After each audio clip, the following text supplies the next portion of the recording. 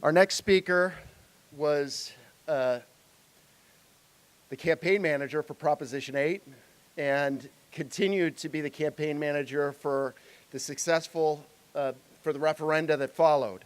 In state after state, it will be written in the history books that the people of this country voted for the truth, that marriage is the union of a man and a woman. 32 states, people voted to protect marriage. Only a couple states, the most liberal states, did we fail to pass an amendment defining marriage as the union of a man and a woman. I think 32-3 is a pretty good record. Unfortunately, our Supreme Court decided to trash those votes. And it's really only one justice. But the man who led that fight and has been our national political director is Frank Schubert, and I invite him up to have a few words.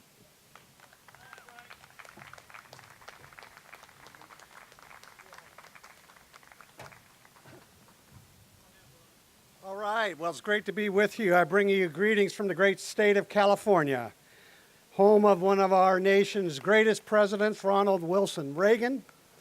And though the media would like for you to forget this, the state where the great people of California voted not once but twice, overwhelmingly, to define marriage as the union of a man and a woman. Now, managing the Prop 8 campaign was a great honor. It was one of about 36 successful ballot initiatives that I've managed in my career around the country. And as a campaign manager, certainly you have to get the strategy right, you have to get the messaging right, you've got to be able to produce engaging advertisements and so forth. But you have to also have a command of the nuts and bolts of the electorate, the turnout models, the voter rolls, the audience metrics, all these numbers, if you will. And so I want to just touch on some of the numbers that are at play, excuse me, in the marriage issue. So the first number is 51,483,777. 51,483,777. That's the number of votes that were cast in this country in support of marriage as the union of a man and a woman. The next number is 61. 61. That is the percent of all votes cast in marriage battles that went in support of marriage. 61% of voters voted to define marriage as the union of a man and a woman. Next is 39. Brian's a little bit off. 39 times in this country, marriage has been on the ballot in various states. 34, that's the number of times our side has won. That's nearly a 90% winning record. And these were not close races for the most part. As I said, 61% of Americans voted for marriage. Now, the next two numbers are 5 and 4.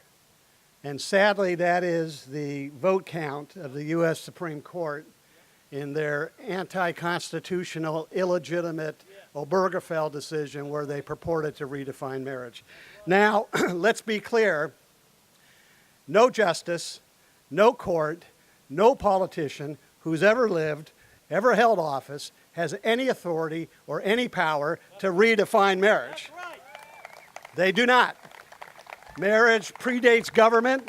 It predates politics. It comes from the author of the universe, the creator of the universe, and it cannot be changed.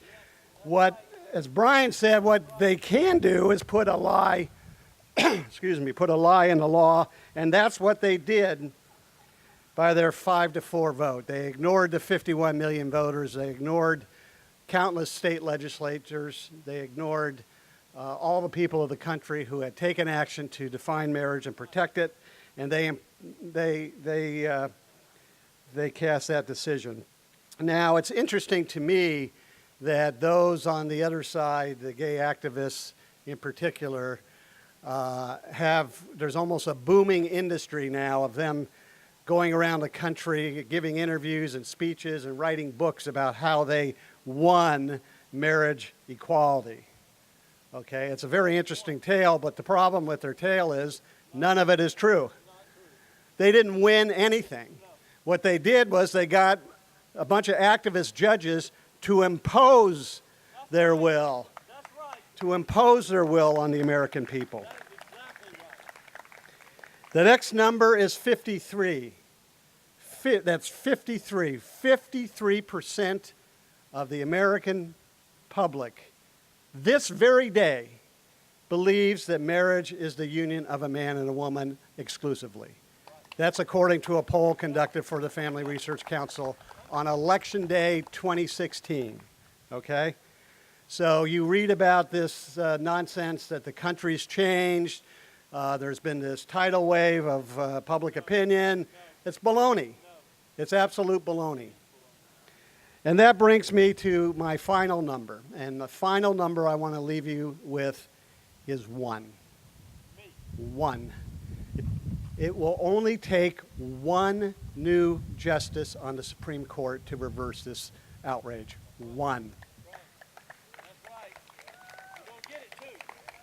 We need President Trump to fulfill his campaign promises by signing one executive order protecting religious liberty of people of faith, of people to be able to live out their views on marriage in the public square and at work without fear of retribution by the government.